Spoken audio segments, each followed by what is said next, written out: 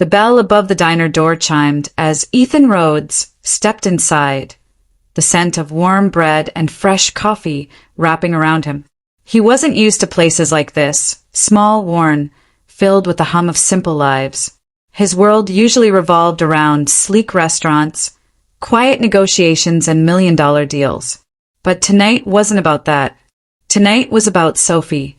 His 6-year-old daughter sat quietly in her wheelchair beside him, wrapped in a light pink coat, her head tilted downward.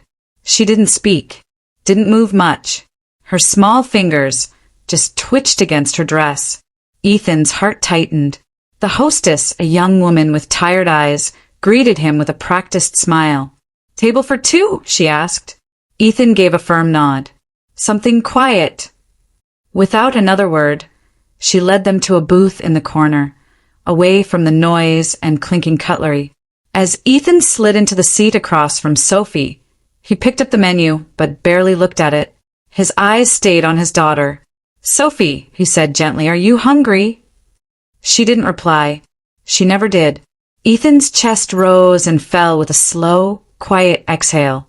He had mastered boardrooms, tamed empires, but this, sitting across from his own child, left him helpless. A waitress appeared beside them, holding a small notepad. "Good evening. I'm Maya, and I'll be taking care of you tonight."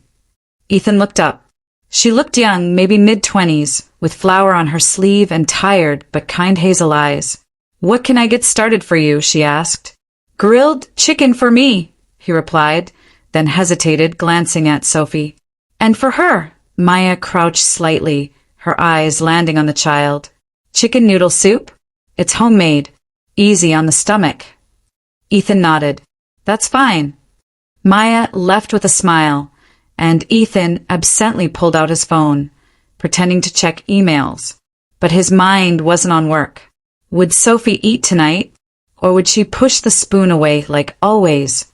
A few minutes later, Maya returned, placing the soup in front of Sophie and the grilled chicken in front of him. "Let me know if you need anything," she said with a soft nod before walking away. Ethan sighed and picked up the spoon. "All right, sweetheart. Let's try." He dipped the spoon into the soup and slowly raised it towards Sophie's lips. But just before it reached her, her hand jerked up. The spoon flew from his hand, clattering against the plate. Drops of broth stained the white tablecloth. A couple at a nearby table turned to look. Ethan clenched his jaw. Not at her, never at her, but at himself. He reached for the spoon again, gentler this time. "Sophie, please." She didn't react. Her fingers just gripped the edge of her dress, her eyes far away. Then a quiet voice spoke beside him. "May I?" Ethan turned to see Maya kneeling beside the booth, looking directly at Sophie. Ethan's brow furrowed. "What?" Maya nodded toward the spoon. "May I try?" Ethan hesitated. Normally, he'd shut something like this down. Sophie wasn't an experiment. He had paid for the best doctors, therapists, and specialists. None had reached her. But something in Maya's steady eyes made him pause. He handed her the spoon. Maya shifted until she was at Sophie's level. She didn't try to feed her right away. Instead, she smiled. "Hi, Sophie," she said gently, like they were old friends. Sophie didn't respond, but Maya didn't give up. She dipped the spoon in the soup. "My mom used to tell me that soup is like a warm hug for your belly," she said, her voice warm. "Would you like a little hug?" She lifted the spoon, holding it steady but not forcing it. Ethan watched, stunned. No one had ever spoken to Sophie like that. Like she was listening. Like she mattered. For a long moment, nothing happened. Then Sophie's fingers twitched. Maya's smile widened. "Just one sip, sweetheart." She moved the spoon gently toward the little girl's lips. This time, Sophie didn't flinch.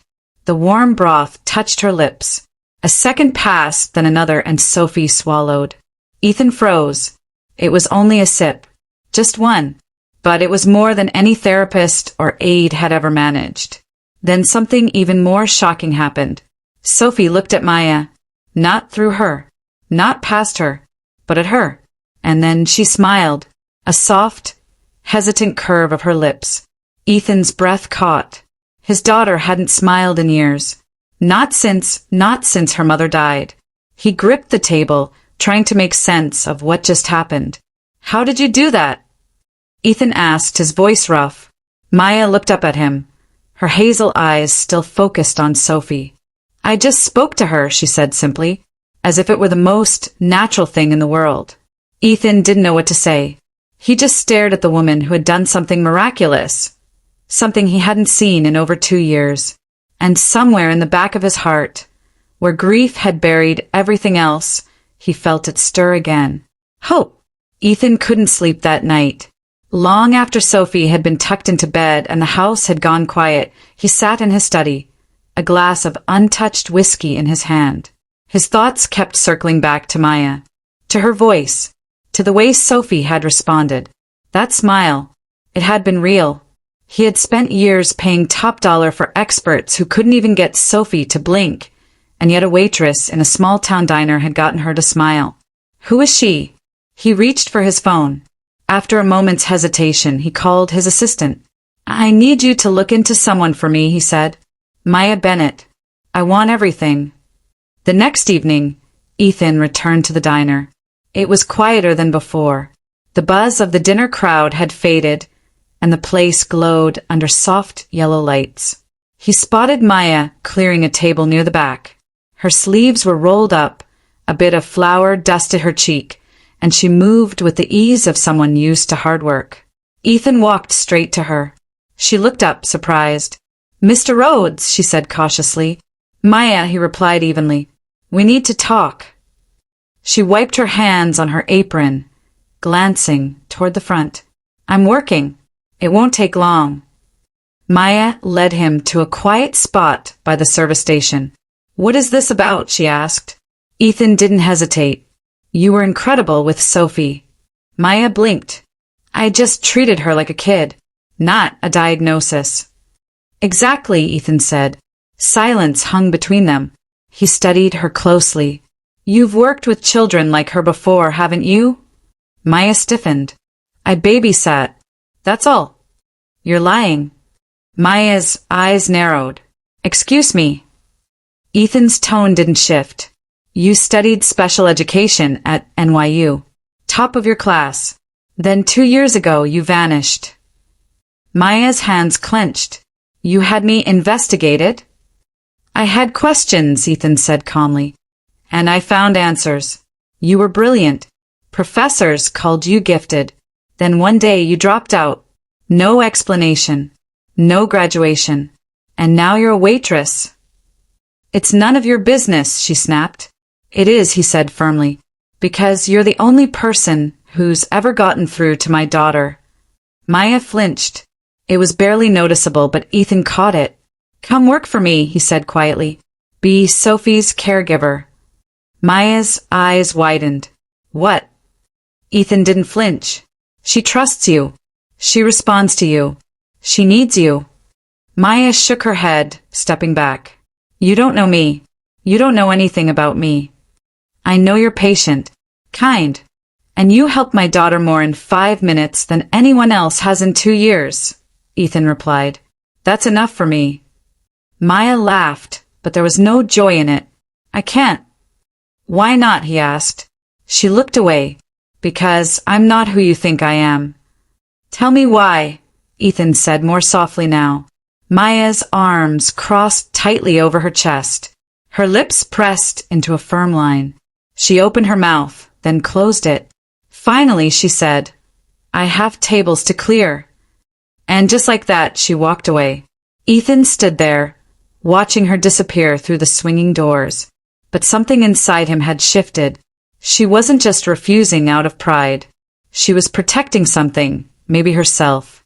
Whatever had driven Maya Bennett away from the career she was meant for, it was still haunting her. Ethan wasn't the kind of man who gave up easily. When something didn't make sense, he dug deeper. Maya was no different. After a few more calls, he found what he had missed earlier. A small obituary. A smiling boy. Noah Bennett, age 10. Ethan's throat tightened as he read. There were no details, Just the word, suddenly. But it was enough. Maya hadn't just studied special education. She had lived it. And she had lost someone. That night, Ethan returned to the diner. He didn't order anything. He just waited until she noticed him again. Maya spotted him by the entrance, her posture stiffening. She sighed and walked over. "What now?" she asked tiredly. Ethan motioned to the door. "We need to talk. Outside." For a moment, Maya looked like she would say no. But something in his expression must have changed her mind. She untied her apron and followed him. The night air was cool and quiet. Streetlights flickered above them. Ethan turned to her. "I know about Noah." Maya froze. Her breath hitched. Ethan continued gently. "I know he had cerebral palsy. I know he was your brother." "Don't!" she whispered, eyes shining with unshed tears. Ethan's voice remained calm. "Why didn't you tell me?" Maya let out a dry, bitter laugh. "Because it's my pain, not yours, not anyone's. I failed him." Ethan shook his head. "You didn't. I was supposed to protect him," she shouted suddenly, then covered her mouth. Her voice dropped to a whisper. "He got a fever. We didn't think it was serious, but it got worse. By the time we got to the hospital, it was too late." Her shoulders shook. "I knew everything in theory, and none of it mattered." Ethan stood in stunned silence. Maya wiped at her face angrily. "I haven't helped a child since. I told myself I wasn't allowed to. I couldn't fail again." Ethan stepped closer, his voice barely above a whisper. "You didn't fail Noah, and you didn't fail Sophie." Maya looked up, her face broken and raw. "But I could." "Or," Ethan said gently, "you could help her become someone no one else believed she could be." Maya stared at him, trembling. And for the first time, she didn't say no. Maya hadn't planned on saying yes. When Ethan made the offer again, just 1 week, he said, she opened her mouth to refuse. But then he said, "Please, for Sophie," and something cracked inside her. She still saw Sophie's small smile from that night, still felt the little girl's eyes lock with hers for just a heartbeat. It had been so long since Maya felt useful, like she could make a difference. Against everything in her, she whispered, "1 week. That's all." Ethan nodded, his expression unreadable, but his shoulders relaxed slightly. It wasn't a victory. It was a beginning.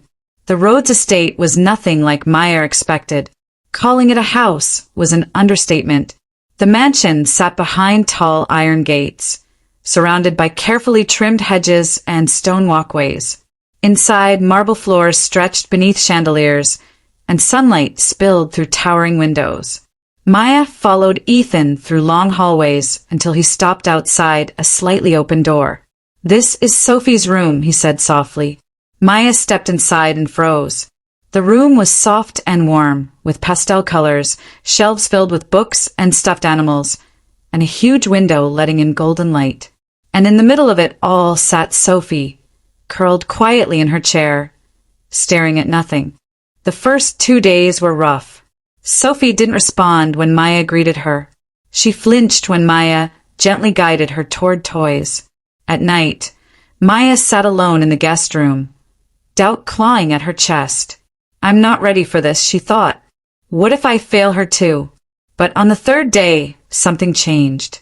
Maya had been reading a story aloud, her voice calm, her tone even.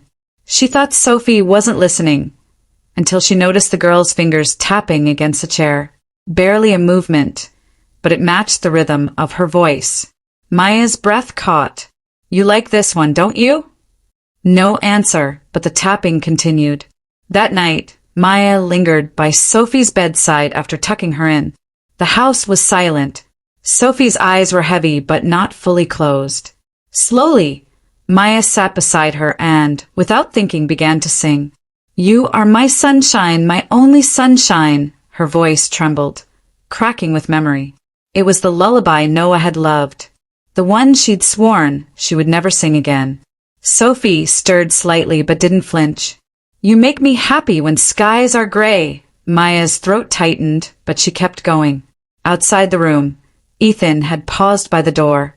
He didn't mean to eavesdrop, but hearing Maya's voice stopped him cold. He stood there, frozen, listening. The lullaby wrapped through the air like a thread, stitching something broken. For the first time in months, Sophie wasn't tossing in her sleep. Her brow was smooth, her breathing steady. Ethan leaned against the doorframe, overwhelmed. She's sleeping. Not restless. Not afraid. Just sleeping. Because of Maya. Not the specialists, not the experts, but her.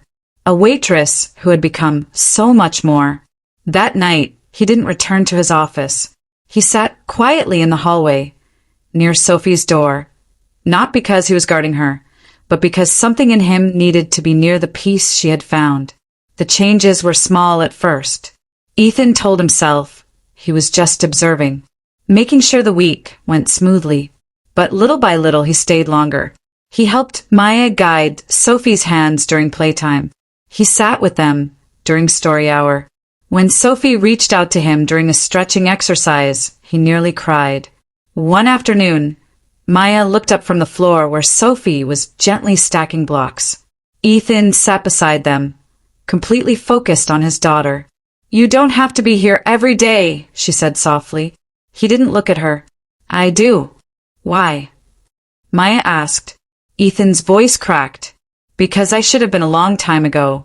The more time Ethan spent with them, the more Maya noticed the change in him. He laughed now, really laughed. Not the forced kind she'd seen at first. He smiled when Sophie made the smallest effort. He learned how to calm her when she got overwhelmed, how to listen without trying to fix everything. And as the days passed, Maya realized something else. She was changing too.